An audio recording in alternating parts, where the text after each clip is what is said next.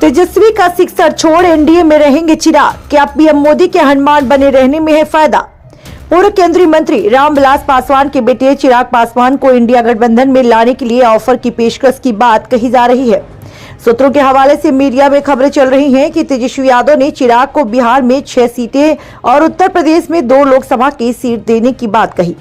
अब देखना है कि चिराग एनडीए में बने रहते हैं या इंडिया के ऑफर को स्वीकार करते हैं। खबरों में आगे बढ़ेंगे, आपको विस्तार से बताएंगे, मगर उससे पहले आप सभी से गुजारिश है चैनल को लाइक कर लें, सब्सक्राइब करें और खबरों को शेयर करें। चैनल को सब्सक्राइब करें ताकि आपको हमारी हर खबरों की अपडेट सबसे पहले मिले।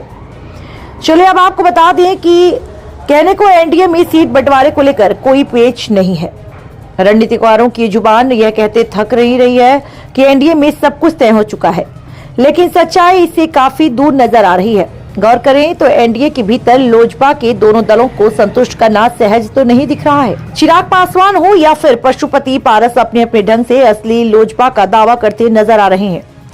अब तो नीतीश कुमार की विदेश यात्रा पर जाने के कारण एनडीए के बीच सीट शेयरिंग का मामला 12 मार्च तक टलता दिख रहा है। अधर में लटके एनडीए गठबंधन के दलों के बीच सीट शेयरिंग का मौका बनाने का पूरा गेम प्लान महागठबंधन के भीतर तैयार हो गया है। इस गेम प्लान के तहत महागठबंधन के रणनीतिकार लोजपा के लोकसभा सीट से चुनाव लड़ने का ऑफर दे रहा है। एक रणनीति के तहत लोजपा को 8 सीट बिहार से और 2 सीट उत्तर प्रदेश से देने का प्रस्ताव है। अब यह प्रश्न यह है कि क्या लोजपा किसी अनहोनी की स्थिति में महागठबंधन से हाथ मिला सकती है? आरजेडी के नेता तेजस्वी यादव भी हिंट कर चुके हैं कि चिराग पासवान के लिए इंडिया गठबंधन के रास्ते खुले हैं। चिराग को लेकर पत्रकारों के सवाल पर तेजस्वी यादव ने कहा कि वह तो अपने गठबंधन में बने हुए हैं, उन्हें कहीं जाने की जरूरत नहीं है, इसलिए जिन्हें भी इंडिया गठबंधन में आना है पहल उन्हें ही करनी होगी। उधर एनडीए के सूत्रों की माने तो हाजीपुर लोकसभा सीट से चिराग पासवान लड़ेंगे।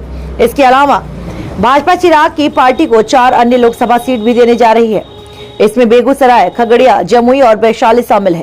कहा जा रहा कि चिराग 1 सीट और चाह रहे हैं। उनके मंसापुर सांसद अरुण कुमार को जहानाबाद लोकसभा से चुनाव लड़ाना चाहती है।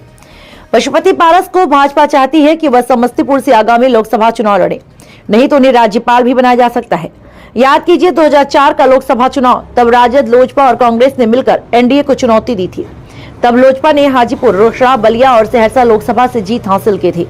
पर साल 2009 के लोकसभा चुनाव का अनुभव ठीक नहीं रहा।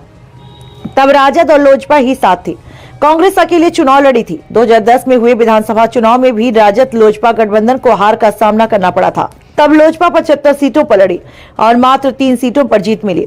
राजद 168 सीटों पर चुनाव लड़ी और मात्र 22 सीटों पर जीत मिली। तब एनडीए को 206 सीटों पर जीत मिली थी। बता दें, चिराग पासवान और पशुपति पारस का झगड़ा पुराना है।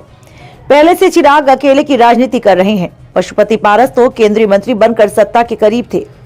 तब चिराग पासवान मोदी के हनुमान बन अलग ही अलग जगाते रहे।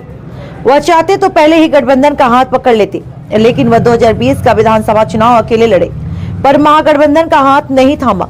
वह चाहते तो अलग रास्ता अख्तियार कर सकते थे, लेकिन तब चिराग ने भाजपा के विरुद्ध उम्मीदवार न देकर परोक्ष रूप से नरेंद्र मोदी के हनुमान बने रहे। और अब जब इंडिया गठबंधन धीरे धीरे कमजोर होता जा रहा है, देश राम मंदिर निर्माण की लहर पर सवार है। 5 राज्यों के चुनाव में भाजपा का प्रदर्शन भी बेहतर रहा। ऐसे में चिराग पासवान महागठबंधन में जाने का भूल नहीं करेंगे। सर्वे भी मोदी की सरकार बनने का दावा कर रहा है। ऐसे में चिराग महागठबंधन का हाथ नहीं थामेंगे। चिराग पासवान की जिद हाजीपुर है, वह उन्हें मिलते दिख रहा है। ऐसे में भाजपा के जब केंद्रीय सत्ता में बने रहने के संकेत चारों तरफ से मिल रहे हैं, तो चिराग महागठबंधन से दूरी बनाकर रहेंगे।